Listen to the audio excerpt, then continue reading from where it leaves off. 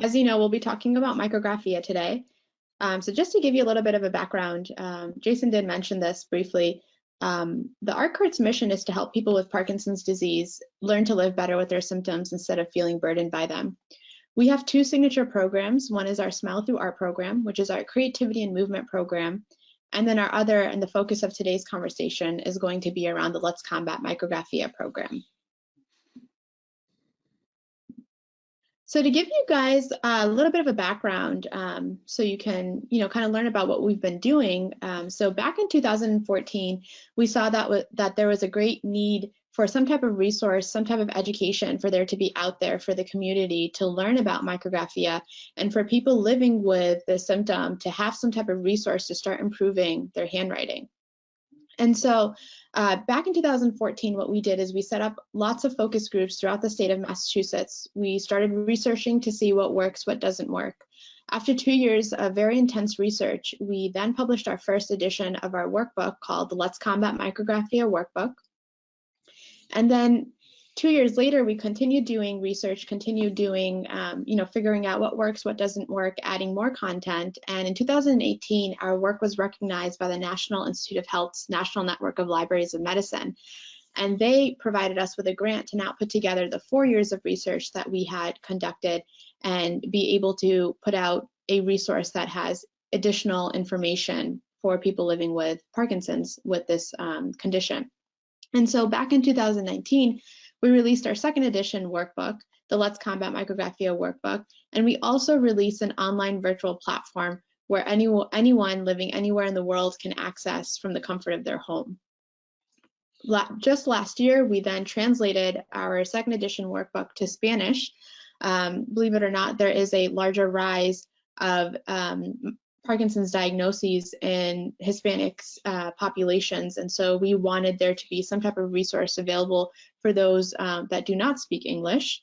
And then we also published our fourth book last year, which was our Let's Combat Micrographia Interactive Journal, which is just additional practice for people to do after they finish our course or after they finish one of the other workbooks. So, we have about 8 years of research under our belt with micrographia and with Parkinson's, and today we are the only evidence-based program that's available worldwide that's offering some type of resource for people living with Parkinson's.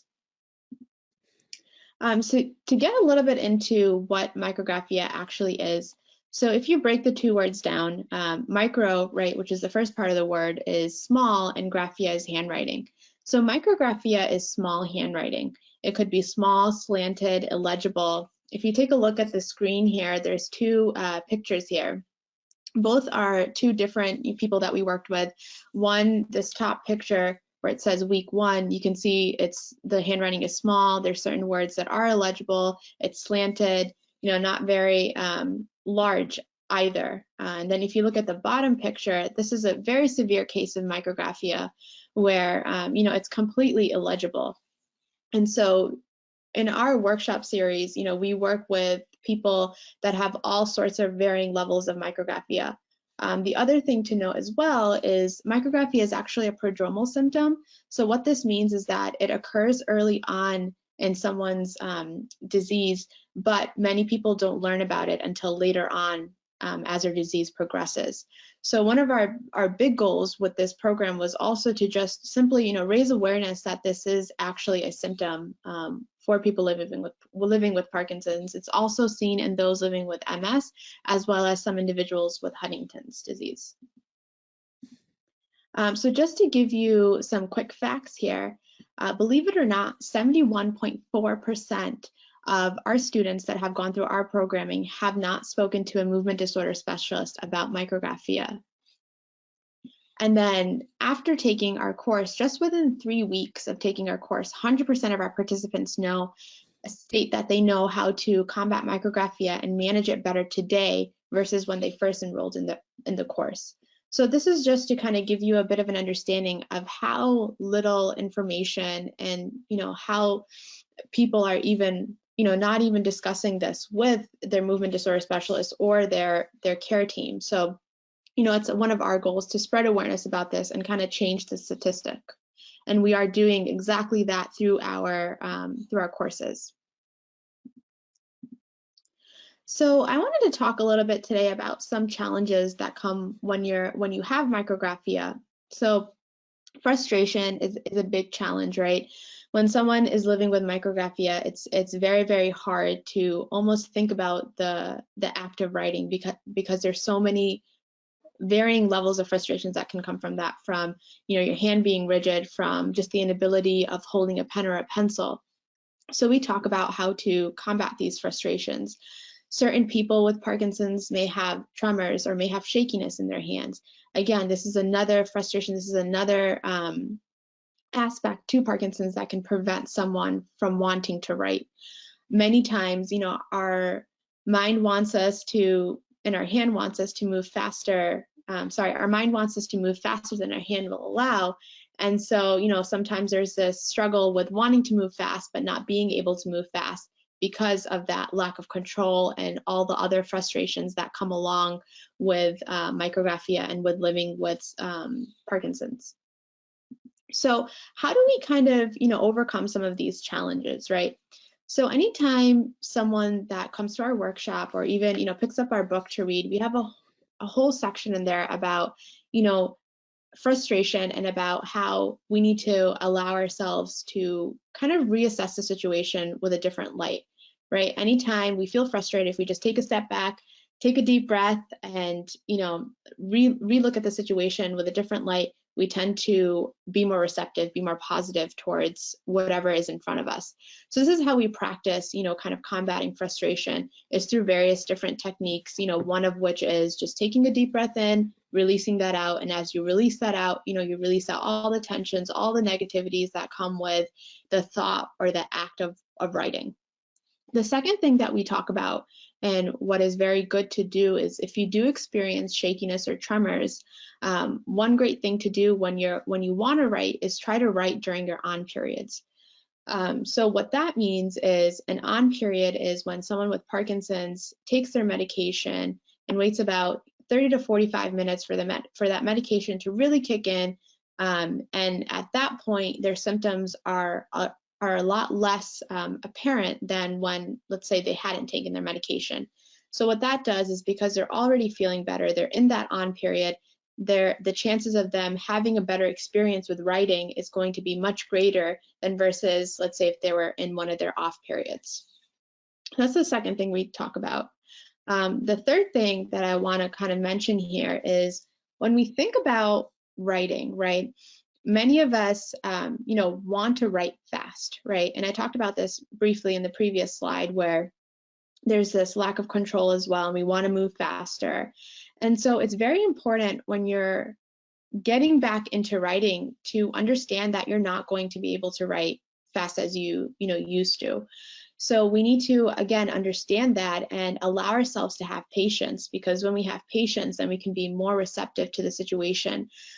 With relearning how to write, right? We have this whole topic of mind-body re-education, where we have to, not only work on the physical act of writing, but we have to mentally prepare ourselves to be able to write again. And so many people, that we've worked with, because of the various different challenges that come with, having to write and having micrographia, many people completely stop writing. And so that's why there's this whole component of, recognizing that, we've stopped writing, but now acknowledging that we want to improve that. And the way that we'll improve that is through patience, and is through building upon several different topics and techniques that come with, relearning how to write. And then the topic of, lack of control and wanting to regain control is, again, built upon what I just mentioned. Again, is, we work towards getting ourselves to regain that control and being able to have confidence in the process again.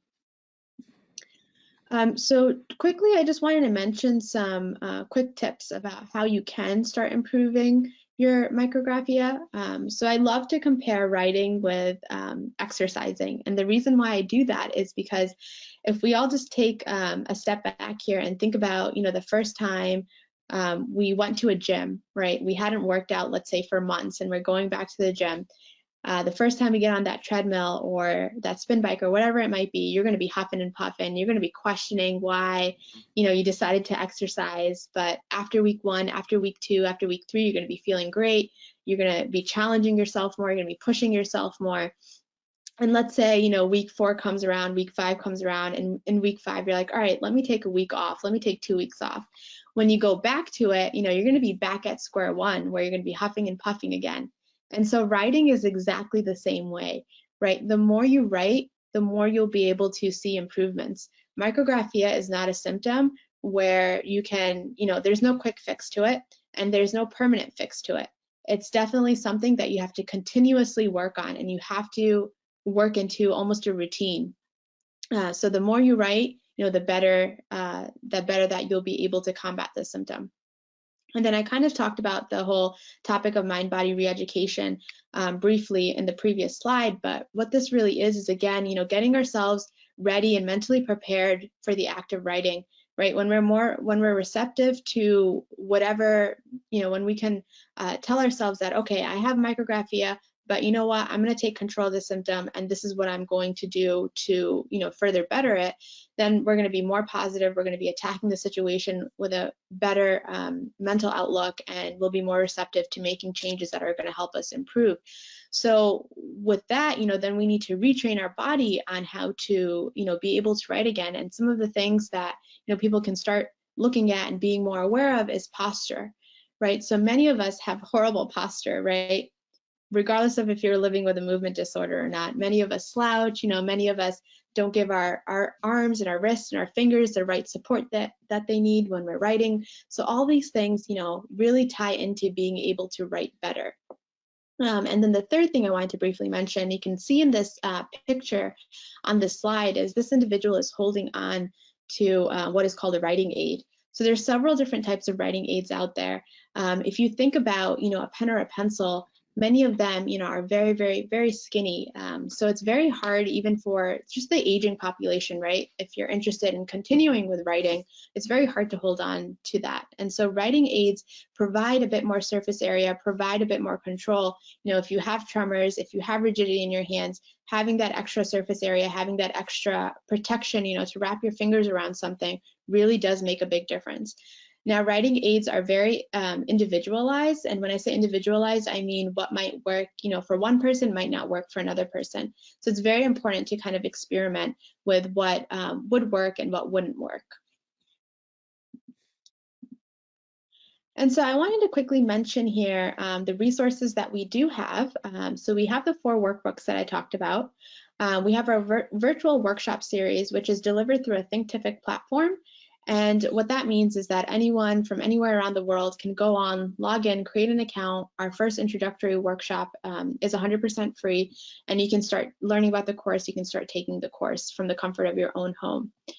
We also have live workshop series, which are delivered through Zoom. And in both of these series, there's a huge accountability factor. So believe it or not, you are going to put yourself in the student's seat, as we like to say, and what you put into it is what you'll get out of it.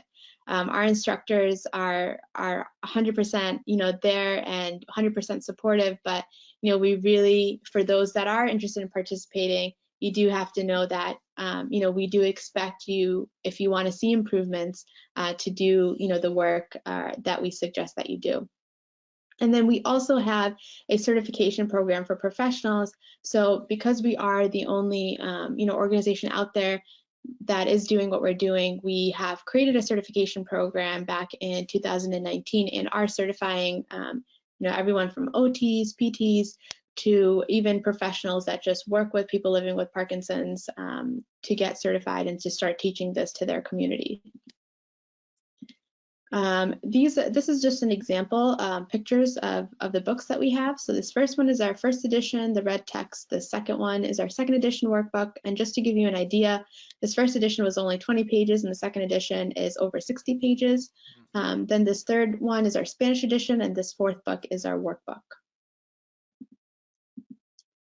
And I just quickly wanted to show you guys this picture that we saw earlier when I first started the presentation. You can see here, this was the same lady's handwriting that we saw week 1. This was her handwriting in week 3, and this was her handwriting in week 6. So this is just an example of what, someone that is living with micrographia can achieve in as little as 6 weeks. And I have one other example I wanted to show you. So this is the other example, the case of very severe micrographia, right? And you can see here, this was the handwriting in week 1, and then here in week 3, both of these pictures, you can see letters are starting to be formed again. This is a very, very, amazing, very, very meaningful for me as an instructor and creator of this program, because, and I hope, whoever's watching this is able to get some hope from looking at this picture, because again, this is a very severe case of micrographia, but this individual did what we told him to do, and in as little as 3 weeks, are now able to form letters, which they weren't able to do before. And lastly, this is just what our virtual workshop series looks like. I want to talk about writing. You had mentioned it's just like going to the gym, like you said, you got to write, write, write. How can someone write more? Absolutely. So great question. So, it all begins with the desire to want to write again, right? So many of us face, real life situations where we have to write, whether that's signing a check, whether that's going to the doctor's office and filling out a form. So these are all things that, we're almost forced to do, right? When we have to write. And so when you want to write, right, some simple things that you can do, look outside, look at how the weather is, right? Jot down a couple sentences about the weather. If that's too much, right, just start off with writing your name, right? Something as simple as that, right? Our name is very personable to us. Many people, even with signing a check, that's something that's very personable. So when I think the biggest thing with micrographia is accepting that this is a struggle that you have, and then wanting to, move forward with wanting to write. And, it's as simple as picking up a pen or a pencil and just starting to jot down your thoughts. Yeah. So I want to touch on, off the air we were talking, I saw an interview that you had, and I wanted to a couple quotes that you said that I thought were very inspirational. You said, writing is such a personal ability. Regaining the ability is essentially regaining confidence, and that signing your own name is very liberating. Yes, absolutely. So, we live in such a technologically advanced world now where so many people are out of touch with writing, right? But for someone who's living, with one of these movement disorders or with Parkinson's, it is something that's very personable. It's something that gives people confidence, right? To be able to pick up that pen or pencil and be able to just simply write their name, nothing else. And so, that is why we've raised so much awareness behind this symptom, because it does give people hope, and it gives people that are living with this symptom some type of control and some type of hope back into, learning to live better with their symptoms today, while they may be waiting for a cure, while they may be waiting for, some type of new medication to come out to help with some other symptom. So it is something that's very personable. It's something that's very often forgotten, especially because of the world that we live in now, where everything is just so revolved around technology. Yeah. So I want to talk about collaboration, Saba. So I think it goes without saying that, a team approach is best when you're talking to a patient, when you're treating a patient. Can you talk a little bit about collaboration with regards to what you've learned and the professionals that you've worked with in the Parkinson's arena? Absolutely. So yeah, collaboration is key. I always love to say we're stronger together. And that is so true, because, there's so many different facets of a person. I'm just going to use Parkinson's as an example. A person living with Parkinson's, where they're dealing with so many different things, and, it really does take a team, right? And even though we're on, this platform where we're just focused on the micrographia symptom, we work with movement disorder specialists, we work with neurologists, we work with local hospitals, we work with national hospitals, national organizations, and together that's the team, right, that helps figure out what's going to help these people living with, Parkinson's today versus, waiting for a cure, et cetera, et cetera. And so one thing I love to mention is that many of the movement disorder specialists that we work with, they actually write scripts for their patients to come to our programming. And and that's just so meaningful because that shows that them as a professional who's dealing with the medical side of things also sees us as that professional that's going to help their patient in a certain way. And now we're all collaborating and we're all coming together as a team to help these people live better. So Yeah. collaboration is very important. When we were doing our research initially, it was very independent. And so, we had to go through all the hoops and hurdles of, presenting our information, presenting our research. And, with doing that, there was just so much receptiveness to it as well, right? Because there was such a lack of information out there. And so, that just goes to show that having a collaborative effort allows not only, people living with these disorders to benefit, but also the entire care team because, you're sharing this knowledge. So if somebody's watching this and they say, I believe I have micrographia, what's the first step they should take? Yeah, definitely. So we have, I mentioned the resources that we have. You definitely want to talk to your movement disorder specialist about it. So, I wouldn't shy away from having that conversation. The next thing that you can do if you're just curious about learning more, you can get one of our workbooks that I showed on the screen previously. And the way our workbooks are developed is if you open it up, you'll feel like there's a teacher in front of you. Right, and there's all sorts of activities where you're having to write in the book, you're doing various different hand exercises to regain that strength. So that book is really what we describe as our first step, right? For someone who wants to be further educated about micrographia and for someone who wants to start learning about what they can do to start improving that symptom. Now, if you're very, very passionate about, improving your symptom and getting started with, having better handwriting, we have our live workshop series, and we also have the live workshop series, which are delivered through Zoom, and we have the virtual workshop platform, which is through our online database where, anyone can log on and start taking that course. Both of our courses, again, have that accountability factor that I talked about. Even with the one that's on the virtual platform, it's all instructor-led, virtually. I think like a lot of people that get involved in certain industries or passions, they're impacted personally. Can you talk about what happened with you as far as the reason why you got into Parkinson's and ultimately, micrographia? Yeah, absolutely. So two things got my involvement going with, creating the art card.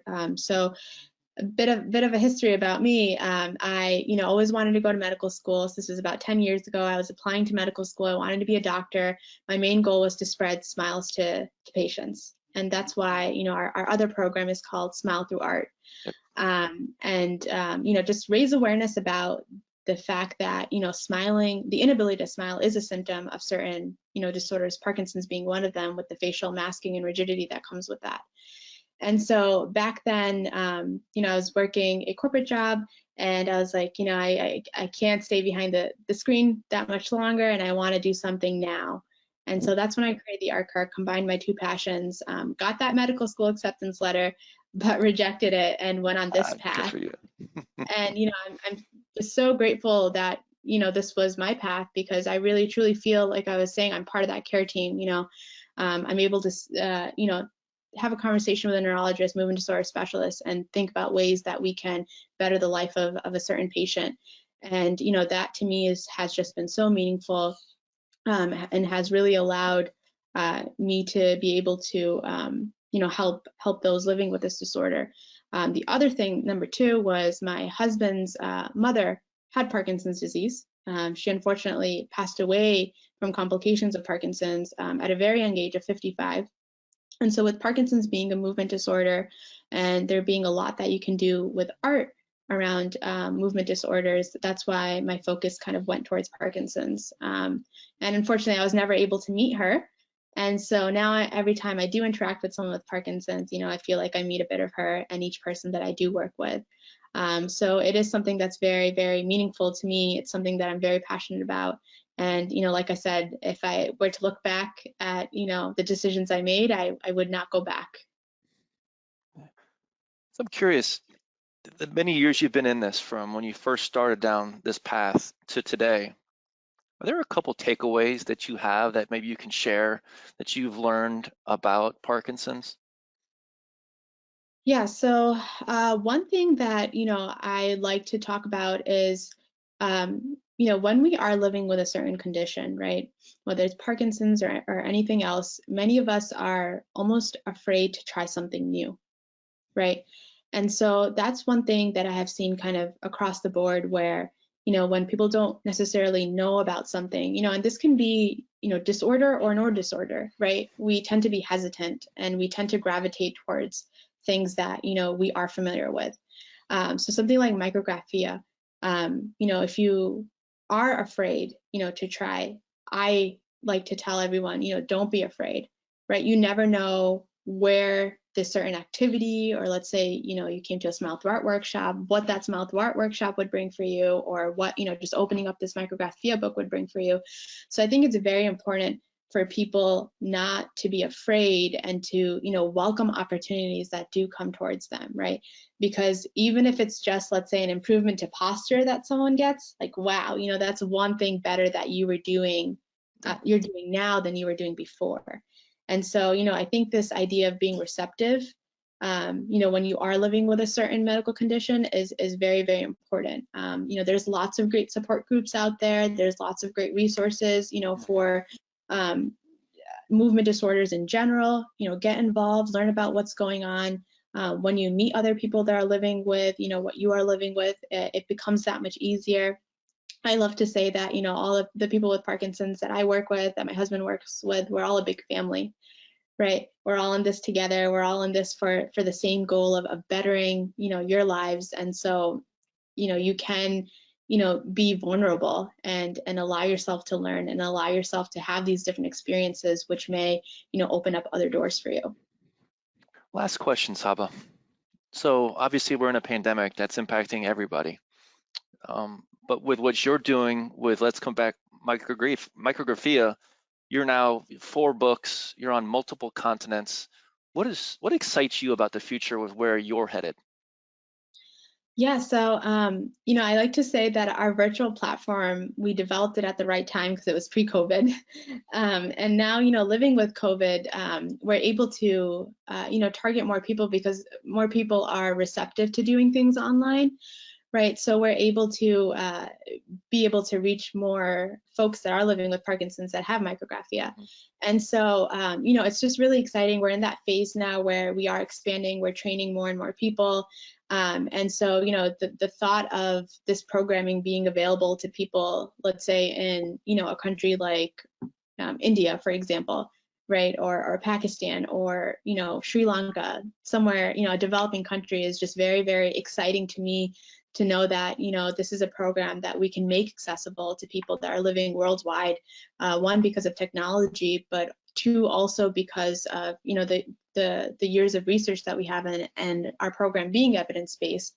And so, I'm just really looking forward to continuing on building this community, where people with Parkinson's, or other movement disorders that do have micrographia can come, have that information that they need, at very little cost to them, and be able to start making that improvement in their lives.